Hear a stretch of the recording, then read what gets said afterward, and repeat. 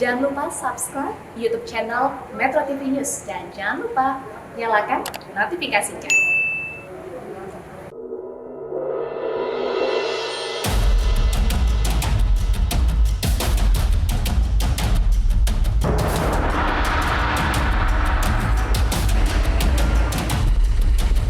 Seluruh kementerian, lembaga, bahkan ekosistem perusahaan-perusahaan yang terkait dengan Mandalika sebagai sirkuit baru ya sudah siap. Dari sisi telekomunikasinya siap sekali.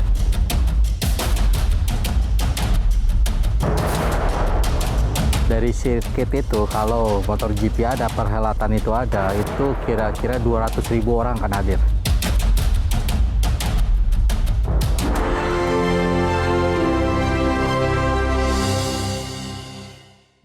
Dipersembahkan oleh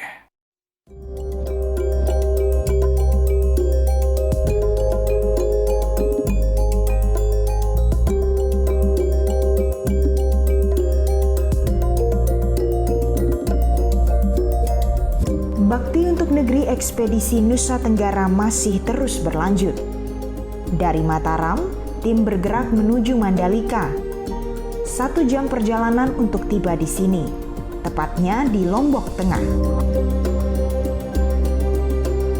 Indonesia akan mencatat sejarah baru di perhelatan olahraga bertaraf internasional.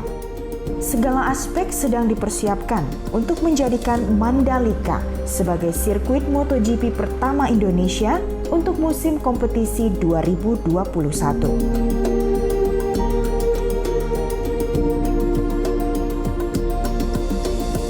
Selamat datang di Mandalika. Hari ini saya berada di jalan kawasan khusus Mandalika International Street Circuit yang nantinya tahun 2021 akan diselenggarakan MotoGP Mandalika di sini. Di belakang saya ada sebuah bukit yang Anda lihat. Bukit ini nantinya akan disulap menjadi Bukit Pink Mandalika karena sedang dalam proses penanaman bunga bougainville berwarna pink. Selain itu, untuk jalanannya sendiri di sini sudah diaspal, namun masih harus melalui berbagai tahapan dan juga penilaian karena berstandar internasional. Namun di samping itu, kita juga harus memperhatikan seperti apa perkembangan dan juga kesiapan masyarakat yang ada di sini. Ikuti perjalanan kami melihat seberapa jauh pencapaian Mandalika.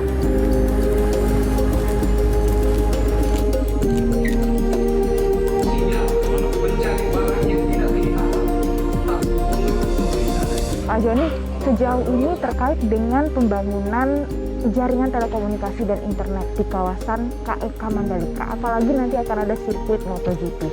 Seperti apa Pak perkembangannya? Saat ini sebetulnya infrastruktur TIK khususnya jaringan broadband itu sudah ada di Mandalika dan wilayah spot-spot pariwisata sekitar Mandalika. Tetapi dirasa itu belum cukup. Karena untuk satu event sekelas MotoGP 2021, Mandalika MotoGP 2021, untuk Indonesia itu adalah satu showcase ya dan etalase ya Indonesia di mata internasional, khususnya di bidang sport otomotif. Ya. Sehingga karena kegiatannya yang begitu besar, Kominfo memberikan dukungan yang kuat agar tersedia kapasitas ya dan kualitas sinyal yang betul-betul prima pada saat sebelum, selama dan sesudah pelaksanaan MotoGP. Baik itu yang dilakukan oleh Kominfo melalui Bakti, BLU Bakti maupun ekosistem operator selulernya. Nah, Bakti sendiri sudah membangun di sekitar sirkuit ya Mandalika ada 6 BTS yang sudah jadi, yang sudah jalan. BTS aktif dan sampai dengan Desember ini akan selesai tambahan 3 BTS baru. Berarti untuk dukungan Mandalika sirkuit saja ada 9 BTS Bakti. Dan tidak saja untuk kepentingan MotoGP 2021, tetapi Mandalika sebagai salah satu dari 5 destinasi super prioritas Indonesia. Sudah siap. Dari sisi telekomunikasinya siap sekali.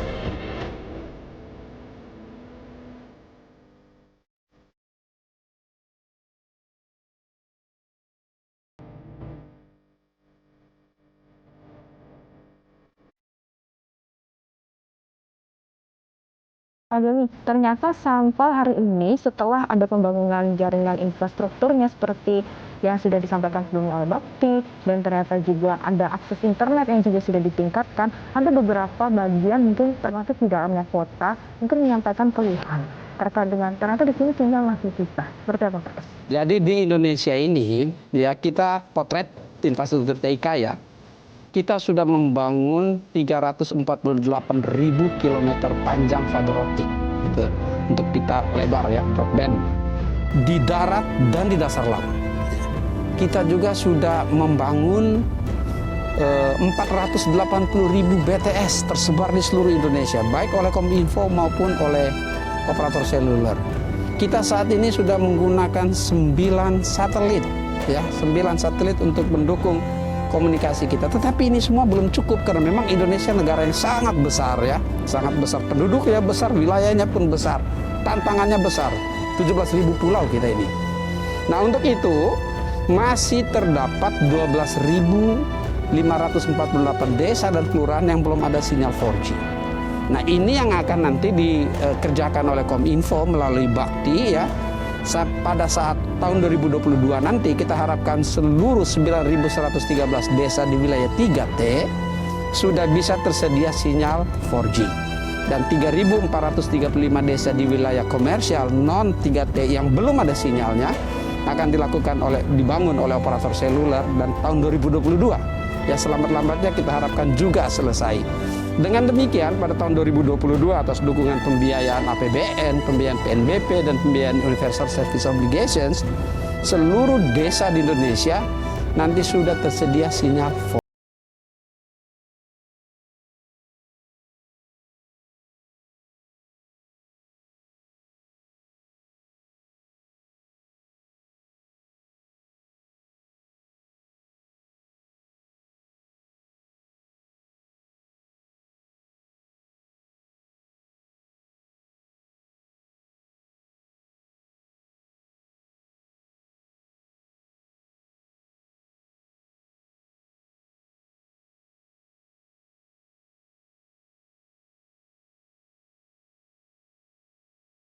Bisa merasakan manfaat telekomunikasi dan aksesibilitas yang sama. Sesaat lagi, hanya di Bakti untuk Negeri, Ekspedisi Nusa Tenggara.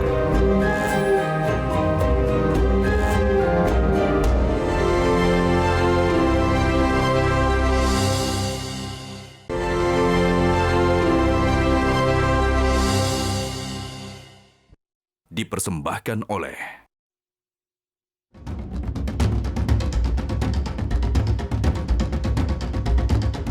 Di lain tempat, tim berkesempatan untuk berbincang dengan Direktur Bakti Anang Latif terkait kesiapan pembangunan telekomunikasi dan aksesibilitas khususnya di Mandalika dan sekitarnya.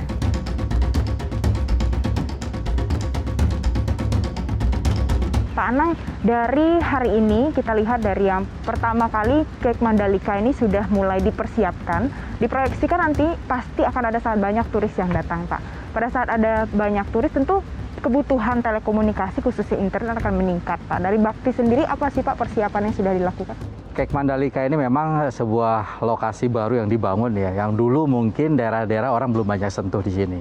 Dari sirkuit itu kalau motor GP ada, perhelatan itu ada, itu kira-kira 200.000 orang akan hadir. Dan sebagian surrounding desa-desanya pun itu perlu kami perhatikan. Nanti turis bukan cuma fokus kepada sirkuit MotoGP saja, tentunya selama perhelatan atau bahkan sebelum perhelatan mereka akan keliling ya, melihat potensi-potensi pariwisata. Disinilah kami Bakti selalu bersama operator seluler ya, memastikan bahwa setiap titik yang berpotensi khususnya untuk wisata ini terjangkau dengan sinyal, bahkan sinyal 4G ya, untuk menjamin internet lancar di setiap gadget kita.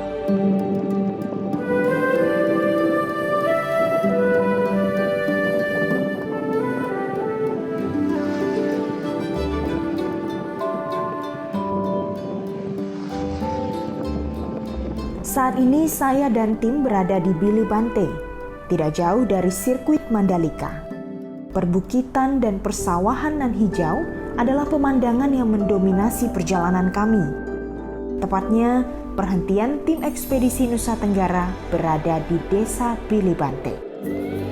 Bilibante adalah satu dari 70.670 desa yang telah menerima manfaat atas pembangunan aksesibilitas bakti Kementerian Kominfo.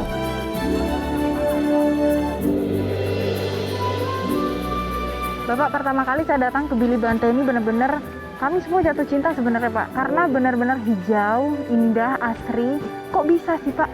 Ya tentunya memang kegiatan ini awalnya memang tiap hari Minggu, tapi di hari-hari kadang-kadang sore rame dia, sehingga ada tetap kulinernya.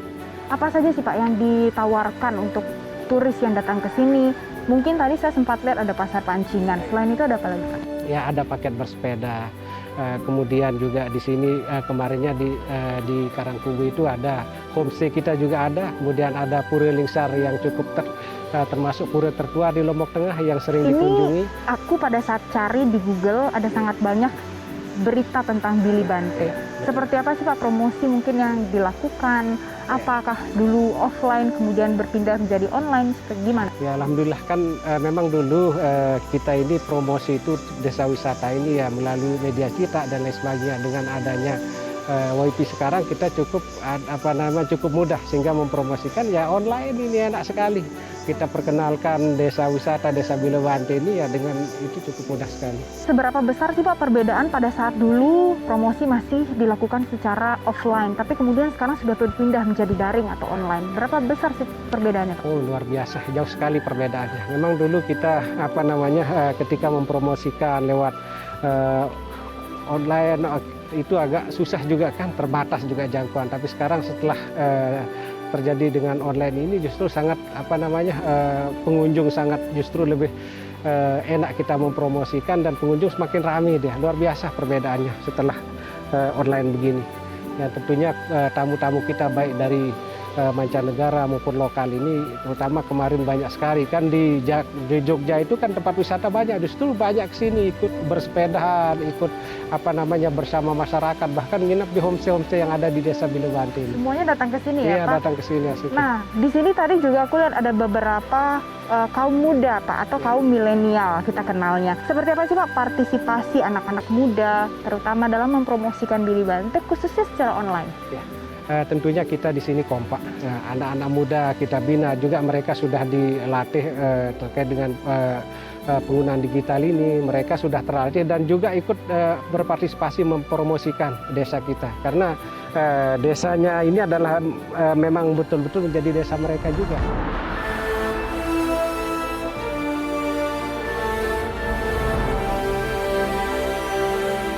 Selain itu Pak, tadi pada saat saya buka HP, ternyata di sini juga ada internet gratis ya yang disiapkan ya. Walaupun lokasinya outdoor dan luas, ternyata disiapkan juga ada WiFi Pak. Disiapkan sejak kapan oleh siapa Pak? 2019 kemarin dari Kominfo, dari Bakti. Yang alhamdulillah diperuntukkan untuk desa Bilibante yang dimanfaatkan oleh masyarakat banyak nih. Apakah cukup membantu kehadiran WiFi gratis luar ini? biasa, cukup membantu sekali, terutama untuk terutama adik-adik remaja, pemuda kita yang tentunya masih ada yang kira tidak bisa beli kuota ya pakai itu, luar biasa. Pakai yang gratis ini ya, sudah bisa mengakses apa saja ya Pak? Apa saja bisa diakses. Terutama sekali kita tetap dorong mereka untuk senantiasa memanfaatkan itu untuk mempromosikan juga desa kita, desa wisata ini. Jadi besar sekali ya Pak peran internet di sini, apalagi bisa diakses secara gratis untuk memperkenalkan Bilibante ke internasional.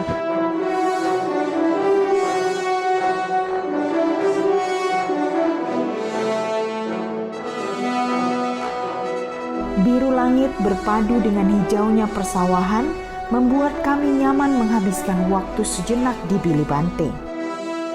Bilibante adalah contoh di mana masyarakat yang peduli akan lingkungan serta masyarakat yang sadar dalam pemanfaatan teknologi menjadi kombinasi yang sempurna. Sehingga tempat ini menggema seperti halnya Mandalika. Perjalanan bakti untuk negeri ekspedisi Nusa Tenggara masih terus berlanjut. Sesaat lagi.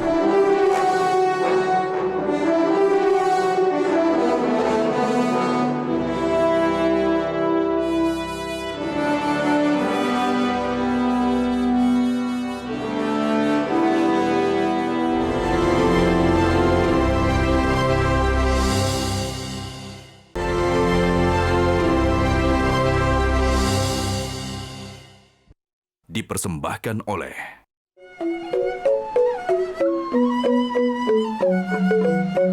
Hari ini, tim Bakti untuk Negeri Ekspedisi Nusa Tenggara mengunjungi potensi lain yang berada di sekitar Mandalika. Tepatnya di Desa Adat Sade dan Desa Sukerare.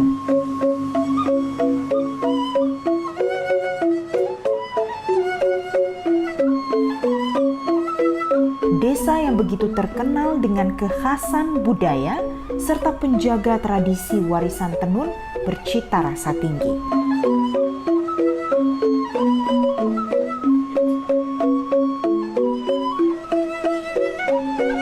Selain dari Desa Bilibante, Desa Sade pun turut menjadi salah satu desa penerima manfaat pembangunan akses internet demi pertumbuhan ekonomi masyarakat desa dan terciptanya kampung pariwisata yang mudah diakses.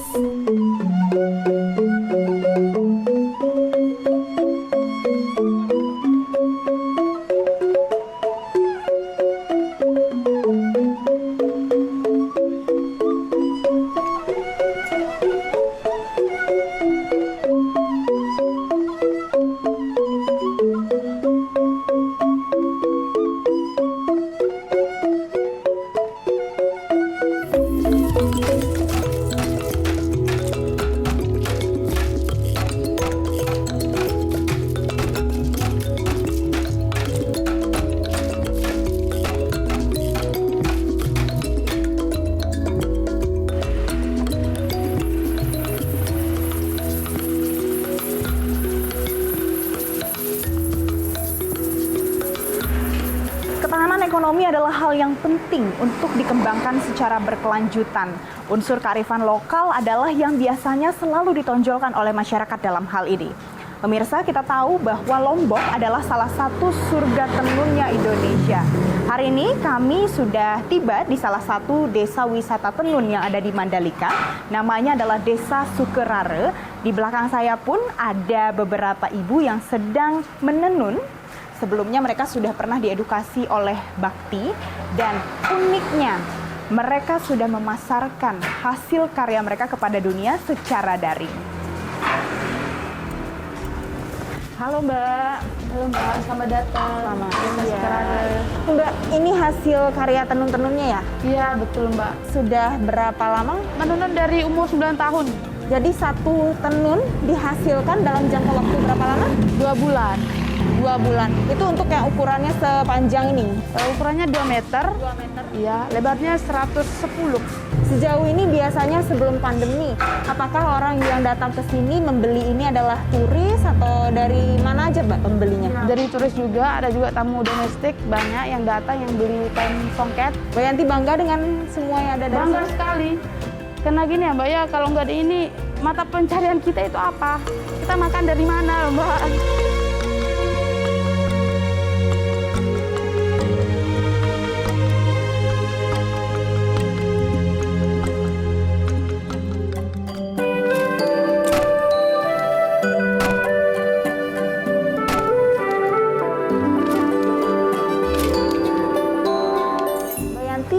Belajarnya dari mana sih? Ini bisa sampai bikin, kemudian dijual online dari media sosial. Mbak Yanti belajar dari mana? Nah, kebetulan tempo hari kita diedukasiin jualan online oleh Bakti. Jadi kami diajarin cara ngedit foto, terus dibilangin kalau buat Instagram nggak usah sering gonta-ganti Instagram, pakai satu dan tiap hari harus ngupload gitu. Paling nggak satu tiap hari, terus kan sebulan jadinya 30. Dia bilang, oh betul juga.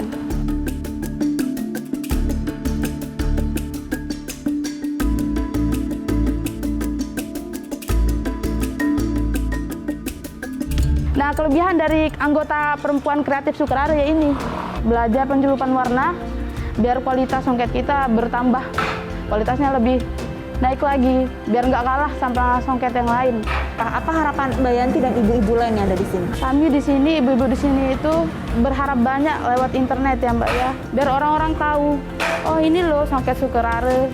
Jadi dengan adanya internet juga kita melakukan pemasarannya lebih mudah dan jangkauannya